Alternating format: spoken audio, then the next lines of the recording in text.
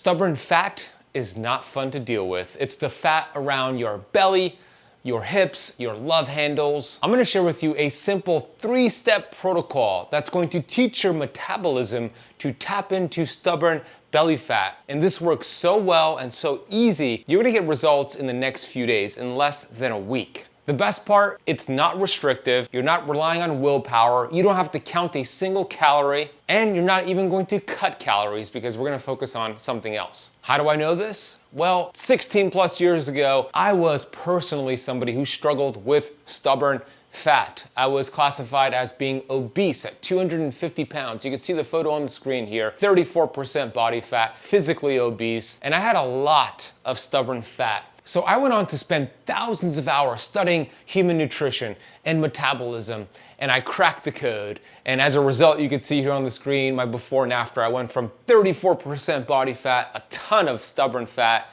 to 6% body fat, lean and mean, completely restored my metabolism. And the cool thing about this, I did this 16 years ago and the weight has stayed off. And I'm gonna show you how to do the exact same thing in the next few days. I've also taken what I'm about to teach you and applied it to thousands of people, tens of thousands of people from all across the world with great success. Let's start with the first step in your protocol, and that's going to be to identify and remove high insulin producing foods and replace them with foods that produce low levels of insulin. You have over 600 hormones inside of your body, but only one hormone signals to your metabolism to store stubborn fat, and that hormone is called insulin.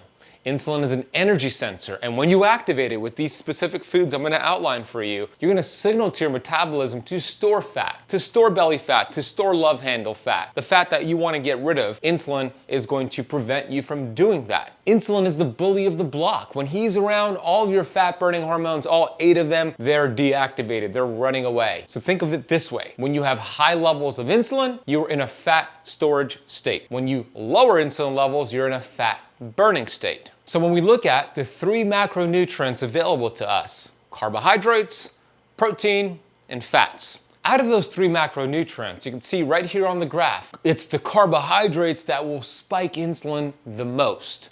Protein barely has an effect. It's what's called a phase 2 effect, very minimal, and fat doesn't even move insulin. Therefore, the first thing for you to do in your protocol is to replace the following carbohydrates with the following insulin-friendly foods. So here are the carbs you want to remove from your diet starting today. I'm gonna list the most popular, common health foods people eat to try to lose weight when it's actually doing the opposite. So these are the ones to remove. Oats and oatmeal, cereal, all bread including multi-grain bread and wheat bread, all grains, fruit and fruit juices and smoothies, quinoa, white rice, brown rice, all potatoes including sweet potatoes, and all legumes, which include beans and lentils and chickpeas and peanuts. What you're gonna do is you're going to replace those high insulin producing foods with the following insulin friendly foods, which include cauliflower rice, squash rice, cabbage rice, eggs, which are Mother Nature's multivitamin, perfect 1-to-1 ratio of mass of fat to protein,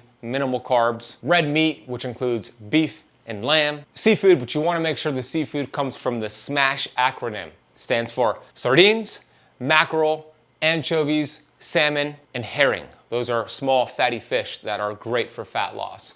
And finally, quality poultry, like chicken and turkey. I personally get my meats and all the quality meats I just outlined for you and seafood from a company called Wild Pastures. It's organic, grass-fed, they support regenerative farming, and I'll drop a link in the notes for you to get a nice discount if you decide to go with them as well. The second step is to now identify the inflammatory foods in your diet and replace them with anti-inflammatory foods. Inflammation is the second main reason why you've accumulated stubborn belly fat. And there are 2 types of inflammation. There is acute inflammation and there is chronic inflammation. Acute inflammation is an injury from, let's say, doing a shoulder press or a sprained ankle. Your body will send inflammation to that area to heal it, and it's short-lived. Chronic inflammation is around for a very long time, and it creates inflammation at the systemic level, and that's what blocks your fat-burning hormones from doing the job. So I'm focusing here on chronic cell inflammation. Allow me to show you how this works in the perspective of your metabolism. Check this out. This is what happens when you have inflammation around your cells. This is one cell. you have about 70 trillion cells inside of your body, and every cell has this lipid bilayer around it. And these right here are what's called integral membrane proteins. In other words, receptor sites. Those receptor sites play a really valuable role here when it comes to helping you burn stubborn belly fat, because you have fat-burning hormones inside of your body. You have 8 of them.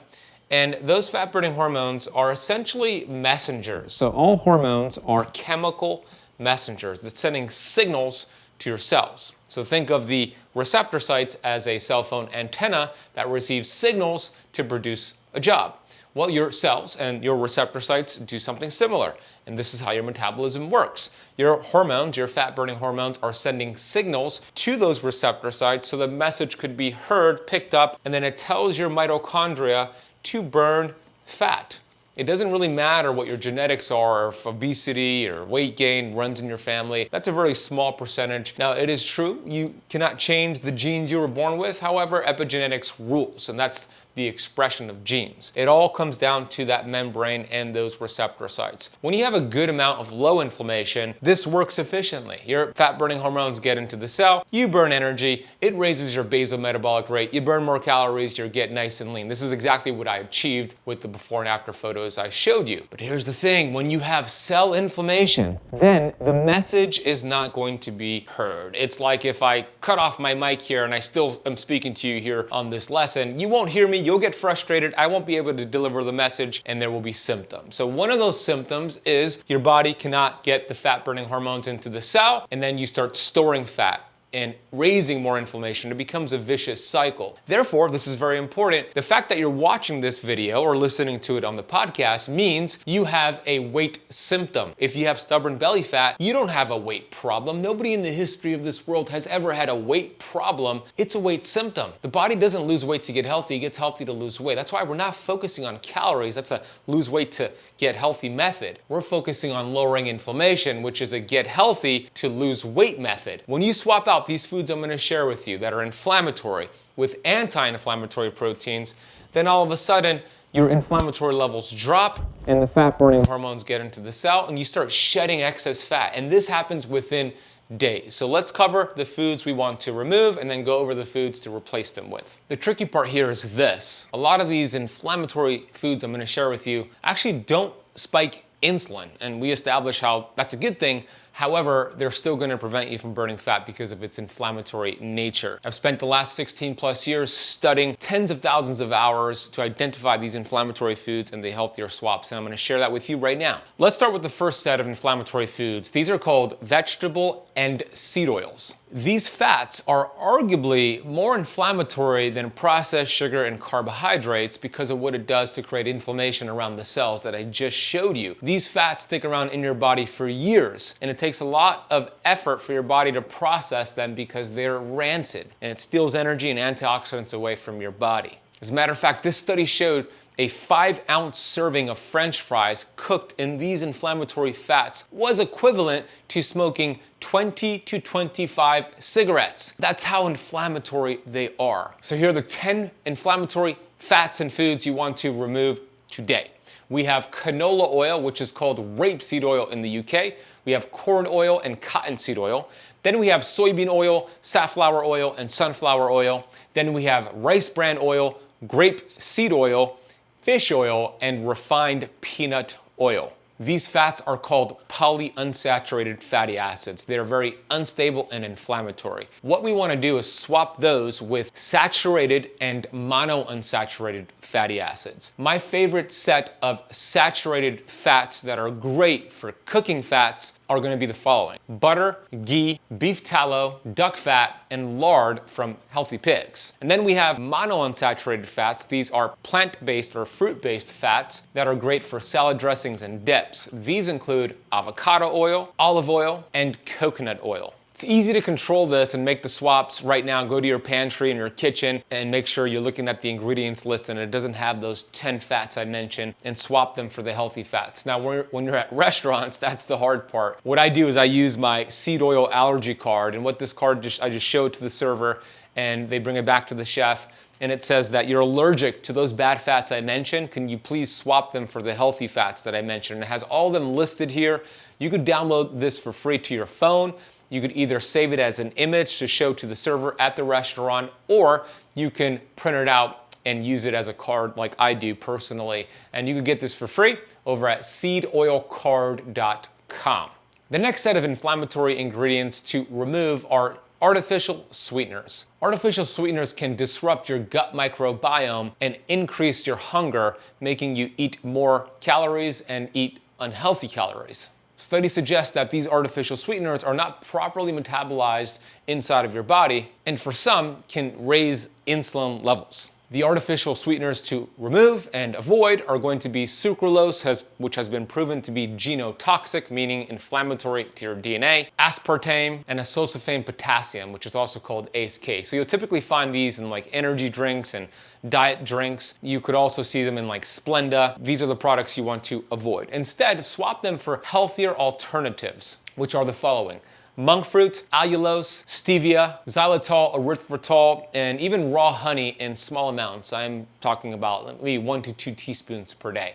I have all this outlined in my Keto Camp blueprint. It's a aisle by aisle grocery shopping list of which foods to eat, which foods to stay away from, and it includes the artificial ingredients and the inflammatory ingredients with the healthier swaps. And you can get this for free over at ketocampblueprint.com, camp with the K, and I'll drop a link for that down below. The third step in your protocol is meal timing and a carbohydrate cap. Every time you eat, whether it's a full meal or a snack, you're going to raise glucose and insulin and signal to your body to store stubborn fat, not burn it. As you recall, it's really important to keep your insulin levels low so your metabolism could flip the switch to burning stubborn fat. Every time you snack, it delays this process for hours. Even a healthy snack will delay the process. So the goal here is to have a window where you consume your meals, no snacks in between, and to have a carbohydrate cap, which is an upper limit. Let's first start with explaining what I mean by a meal timing. What I want you to do, starting on day 1 here of the protocol, and I want to make this easy for you. So on the weekends, you could forget about this part of the protocol and just do this on the weekdays, Monday through Friday. So Monday through Friday, your eating window is going to be between 8 a.m. and 6 p.m. And what you're going to do, you can see what it looks like on the calendar. Between 8 a.m. and 6 p.m., you're going to have 3 meals. You're going to have your first meal at 8 a.m., which is your breakfast. Essentially, you are breaking the overnight fast. Your next meal 4 hours later at 12 p.m. And then 6 hours later, your final meal at 6 p.m. 3 meals per day. I want you to actually eat until full. I want you to focus on protein and fat, some of the swaps I mentioned earlier. When you follow the schedule, you're gonna allow insulin levels to drop in between those meals. So the 4 hours you have between 8 a.m. and 12 p.m., insulin will drop hour by hour. And then the 6 hours between 12 p.m. and 6 p.m., insulin will continue to drop hour by hour as well. And then overnight between, let's say 6:30 p.m. and 8 a.m. the next morning, you'll get even more of the fat burning effect because insulin will continue to drop throughout the night as well. The second part of this process here is to have a carbohydrate cap, a carbohydrate upper limit, because carbohydrates, as we established, will cause the glucose and insulin spikes that we don't want. So you want to make sure you consume less than 100 grams of total carbohydrates each day throughout the weekdays. How that would look like if you spread it out throughout those 3 meals would be simply as this: 33 grams of carbs for breakfast, 33 grams of carbs for lunch, 33 grams of carbs for dinner if you do it equally. Now, 100 grams is the upper limit. Doesn't mean you have to hit that limit. As a matter of fact, the lower you could drop those carbs, the faster you'll start to burn